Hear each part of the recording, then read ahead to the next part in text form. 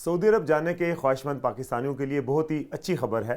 سعودی عرب کی حکومت نے پاکستان سمیت 6 ممالک سے براہ راست پروازوں کی اجازت دے دی ہے۔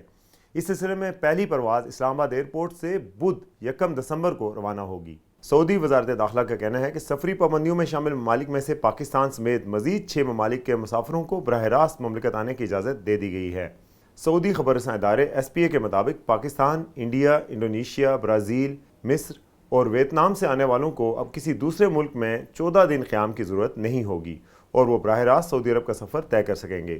تفصیلات کے مطابق سعودی وزارت داخلہ کی جانب سے جاری بیان میں مزید کہا گیا ہے کہ کورونا وائرس کے حوالے سے احتیاطی تدابیر کے سبب پاکستان اور انڈیا سمیت انڈونیشیا، ویتنام، مصر اور برازیل سے ایسے مسافروں جنہوں نے مملکت میں ویکسین کی دونوں خوراکیں نہیں لگوائی تھیں کو براہ راست مملکت آنے کی اجازت نہیں تھی۔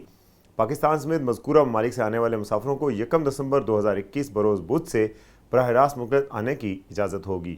پاکستان کی قومی ایئر لائن پی آئی اے نے کہا ہے کہ وہ پروازیں چلانے کے لیے تیار ہے اور جیسے ہی اعلان کی تحریری صورت سامنے آتی ہے بکنگ شروع کر دی جائے گی۔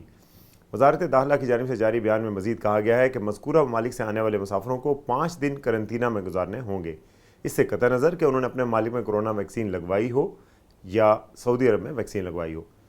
بیان میں مزید کہا گیا ہے کہ تمام مسافروں کو مقررہ ضوابط کی پابندی کرنا ہوگی۔ واضح رہے بیرون مملکت سے آنے والوں کو زیادہ سے زیادہ 72 گھنٹے قبل منظور شدہ لیبارٹری سے پی سی آر ٹیسٹ کرانا ہوگا، جس کی رپورٹ متعلقہ ادارے کو فراہم کی جائے گی۔ مذکورہ ممالک سے آنے والے مسافروں کو مملکت آنے کے بعد یہاں فراہم کی جانے والی کورونا ویکسین کی بوسٹر ڈوز لگائی جائے گی۔ اس حوالے سے مزید تفصیلات اور اسی طرح کی مزید خبروں کے لیے دیکھتے رہیے urdunews.com۔